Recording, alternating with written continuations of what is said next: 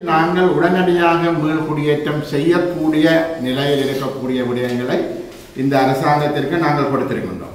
முதலாவது சம்பூர்.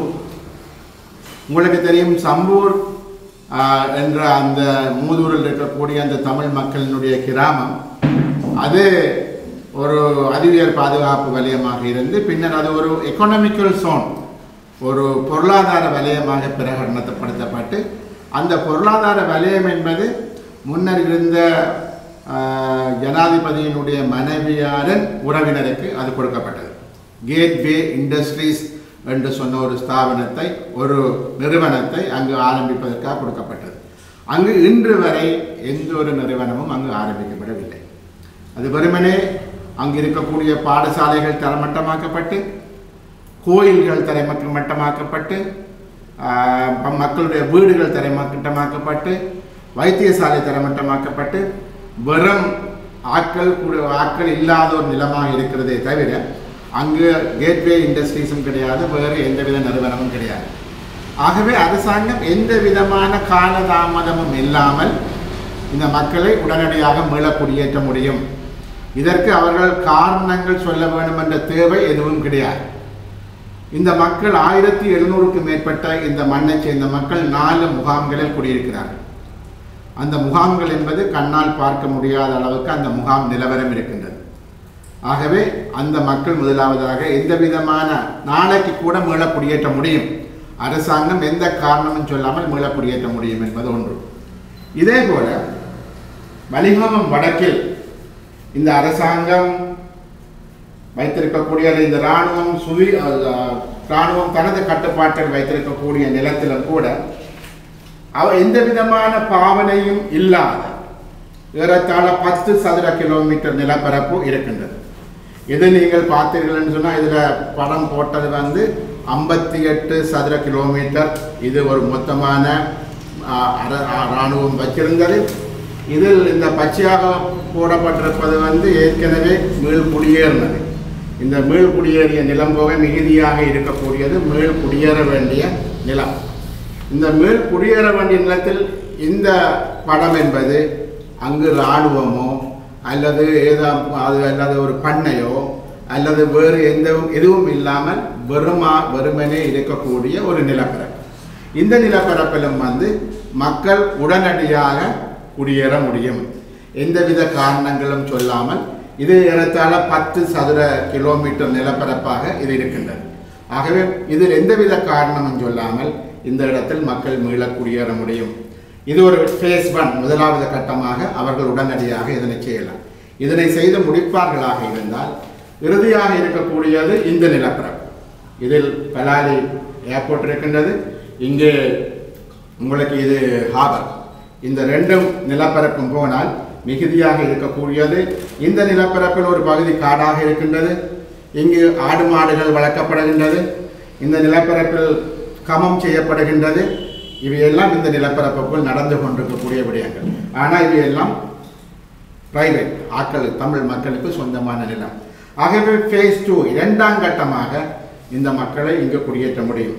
ஆகவே நான் ஆரம்பத்தில் சொன்ன அந்த அதாவது வலிகாமம் வடக்கில் இந்த நிலப்பரப்பும் சம்பூரில் இருக்கக்கூடிய நிலமும் எந்த அதாவது அரசாங்கத்திற்கு ஒரு மன உறுதி இருக்குமாக இருந்தால், அரசாங்கம் ஒரு அரசியல் தீர்மானத்தை நிறைவேற்றுமாக இருந்தால் இங்கு குடியேற்றுவதில் எந்த சிரமமும் கிடையாது. நாங்கள் இராணுவத்திட்ட கேட்க வேணும், இராணுவம் எங்களை கடிதம் போட வேணும் என்று சொல்லி இதை ஒத்தி போடுவதற்கான எந்த தேவைகளும் இல்லை. ஆகவே நிச்சயமாக இந்த குடியேற்றம் என்பதுதான் தமிழ் மக்கள் மத்தியில் ஒரு நம்பிக்கையை உருவாக்கும். இது தொடர்பான ஆவணங்கள், எத்தனை ஆயிரம் மக்கள் குடியேற வேண்டியிருக்க போன்ற சகல விடயங்களும் பிரதம மந்திரியிடமும் இப்பொழுது இருக்கக்கூடிய மீள் குடியேற்ற அமைச்சரிடமும் நாங்கள் ஒப்படைத்திருக்கின்றோம். அது மாத்திரமல்லாமல் ஏற்கனவே நீதிமன்றத்திற்கு சமர்ப்பிக்கப்பட்ட ஆவணங்கள், இன்னும் எத்தனை ஆயிரம் பேர் குடியேற்றப்பட வேண்டும் போன்ற சகல ஆவணங்களும் கூட இவர்கள் வசம் ஒப்படைக்கப்பட்டிருக்கின்றது.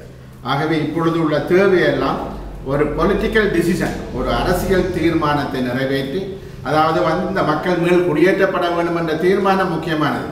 இராணுவத்தை கேட்போம், நாங்கள் பாதுகாப்பை பற்றி யோசிக்க வேண்டும், இங்கே நிச்சயமாக நீங்கள் கொழும்பில் அல்லது பார்த்தீர்களான கட்டநாயக்க விமான நிலையம் அது உயர் பாதுகாப்பு நிலையம். அதனை சுற்றி வர மக்கள் இருக்கிறார். உங்களுக்கு ரட்மலானை அது உயர் பாதுகாப்பு வலயம், அதனை சுற்றி வர மக்கள் இருக்கிறார். இந்த எண்ணெய் சுத்திகரிப்பு நிலையம் அதனை சுற்றி வர மக்கள் இருக்கிறார்கள். அவ்வாறு இருக்கிற பொழுது இங்கு இவர்களுடைய முகாம்கள் இருந்தாலும் மக்கள் மீள குடியேற முடியாது என்பது அல்ல. ஆகவே அந்த மீள் குடியேற்றத்திற்கும் இவர்கள் கூறுகின்ற பாதுகாப்பு என்பதற்கும் சம்பந்தமில்லை. இதில் இன்னும் ஒரு விடயத்தை நான் வலியுறுத்தி சொல்ல வேண்டும். நேற்றைய தினம் டாக்டர் ராகித செனரட்ன என்ன சொல்லியிருக்கிறார்? வடக்கு இராணுவ முகாம்கள் மீது தாக்குதல் நடாத்தி அந்த இராணுவ முகாம்களை கைப்பற்றுவதை அதனை செய்வதனூடாக என்ன செய்யப்படும், புலிகள் வந்து முகாம்களை தாக்கினார்கள் என்ற ஒரு கதையை பரப்பி அதனூடாக அவர்கள் மீண்டும் இந்த ஆட்சியை கைப்பற்ற முயற்சிக்கிறார்கள். அவ்வாறான ஒரு சதி நடக்கிறது என்று நான் சொல்லலை. இப்போ அரசாங்கத்தினுடைய பேச்சாளர் டாக்டர் ராகித செனரட்னா சொல்கிறார். ஆகவே எங்களுக்கு வடக்குக்கு வந்து பாதுகாப்பு வேணும் என்று சொன்னால் இந்த இராணுவ முகாம்கள் அகற்றப்பட வேண்டும் என்பது டாக்டர் ராகித செனரட்னோட கூற்றில் அடங்கியிருக்கு. இந்த இராணுவ முகாம்கள் இருக்கும் வரையில் அரசாங்கம் இவ்வாறான திட்டங்களை தீட்டி தமிழ் மக்களை பலிக்கடாக்களாக்கி, ஆகவே அதன் ஊடாக இங்கு எங்களுக்காக இந்த முகாம்கள் இருக்க வேண்டும் என்று சொல்லி இந்த முகாம்கள் இல்லாமல் போனால் இந்த சதி திட்டங்கள் வர முடியாது. இந்த முகாம்கள் அகற்றப்பட்டால் யாராலும் சதி திட்டங்கள் தீட்ட முடியாது, தமிழ் மக்களும் பலிக்கடாக்களாக மாட்டார்கள். ஆகவே இது வந்து மிக மிக முக்கியமான பிரச்சனை. இவ்வாறான சதித்திட்டங்கள் எல்லாம் வடக்கு மாகாணத்தில் உள்ள இந்த முகாம்களை வைத்து நடத்தப்படுவது நிச்சயமாக ஏற்றுக்கொள்ளப்பட முடியாத விஷயம். ஆகவே இது மிக தெளிவாக ஒரு விடயத்தை வெளிப்படுத்துகின்றது. இந்த முகாம்கள் அகற்றப்பட வேண்டும், இந்த இடங்களில் மக்கள் மீள குடியேற்றப்பட வேண்டும் என்பதை நிரூபித்து நிற்கின்றது.